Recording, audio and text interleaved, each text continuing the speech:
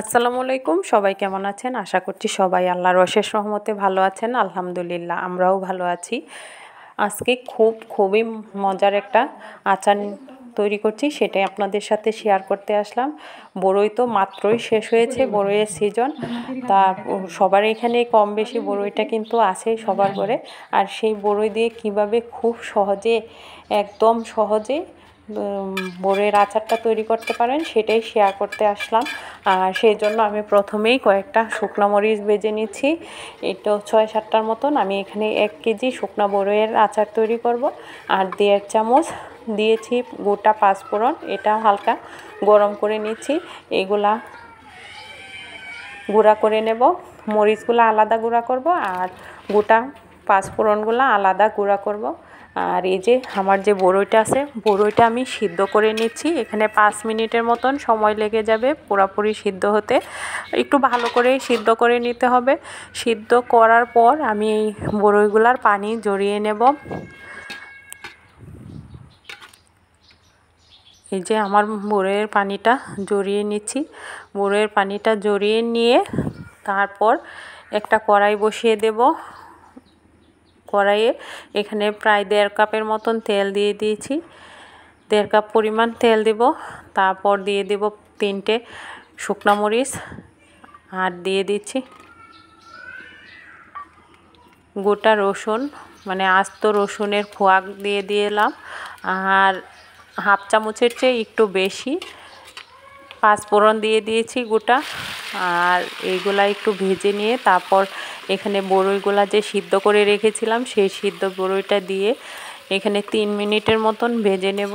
অবশ্যই পানিটা শুকানো পর্যন্ত ভাজতে হবে। 3 মিনিট লেগে গিয়েছে আমার এটা পানিটা শুকাইতে।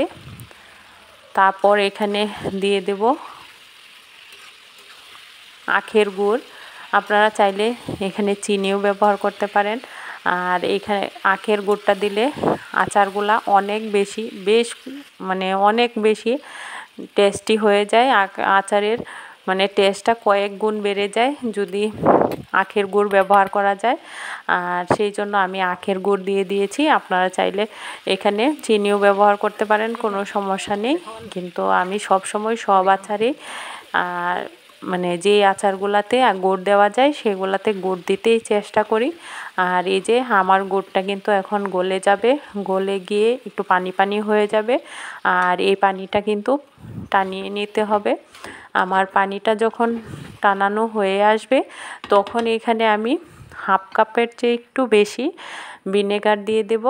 ভিনেগারটা দেওয়ার কারণ হচ্ছে মানে আচারগুলা বেশ অনেক দিন সংরক্ষণ করা যায় খুব সহজেই, এবং নর্মালি কোনো ফ্রিজে রাখতে হয় না এমনিতেই। আর ফ্রিজে রাখলে আরও বেশি দিন ভালো রাখা যায়।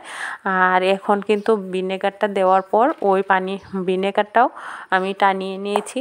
এখন দিয়ে দিচ্ছি লবণ।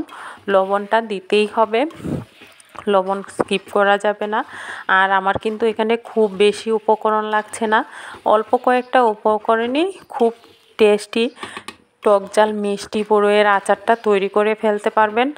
এভাবে চেষ্টা করলে খুব সহজে একদম যারা প্রথমবার ট্রাই করবেন তারাও চমৎকার একটা আচার তৈরি করতে পারবেন, কোনো সমস্যা নেই। আর এখানে আমি বড়ইগুলা সিদ্ধ করে নেওয়ার কারণ হচ্ছে অনেকে দেখা যায় আচার দেওয়ার পর বলেন যে তিতা তিতা ভাব আসছে, এই তিতা ভাবটা থাকে না। আর আমার যখন বড়ইটা সম্পূর্ণ টেনে আসবে তখন কি করব, নামানোর কিছুক্ষণ আগে আমি এখানে পাঁচফোড়নের যে গুঁড়াটা করে রেখেছিলাম সেটা দিয়ে দিয়েছি। আর দিয়ে দিচ্ছি মরিচের যে গুঁড়া করে রেখেছিলাম, গুঁড়া না আধা ভাঙা করে রেখেছিলাম যেটাকে চিলি ফ্লেক্স বলে, সেটা দিয়ে দিলাম। দিয়ে ভালো করে নাড়াচাড়া দিয়ে নামিয়ে নেব।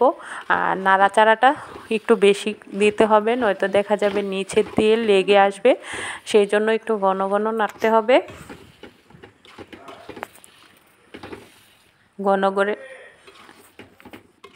ঘন নেড়ে একদম যখন কড়াই থেকে উঠে আসবে আচারটা তখন বোঝা যাবে যে আমার আচারটা হয়ে আসছে। আর খুব সাবধানে এবং কম হিটে কিন্তু আচারটা ভাজতে হবে যাতে পুড়ে না যায়, সেদিকে খেয়াল রাখবেন। আর এভাবে আপনারাও তৈরি করবেন, খুবই মজাদার টেস্টি একটা আচার। সবাই কিন্তু তৈরি করতে পারবেন খুব সহজেই। আর এখনও যারা আমার চ্যানেলটা সাবস্ক্রাইব করেন নাই, প্লিজ সাবস্ক্রাইব করে পাশে থাকবেন, লাইক কমেন্ট করবেন। এটা আমার পেজেও যায়, যারা পেজটা দেখবেন অবশ্যই ফলো করে দেবেন, লাইক কমেন্ট করবেন, পারলে প্রিয়জনদের সাথে শেয়ার করবেন। আর এটা কিন্তু যখন ঠান্ডা হয়ে আসবে তখন বয়মে ভরে সংরক্ষণ করা যাবে বহুদিন পর্যন্ত। এভাবেই সংরক্ষণ করতে পারবেন বয়মে ভরে। আমিও এভাবে সংরক্ষণ করি। ভালো থাকবেন। আল্লাহ হাফেজ।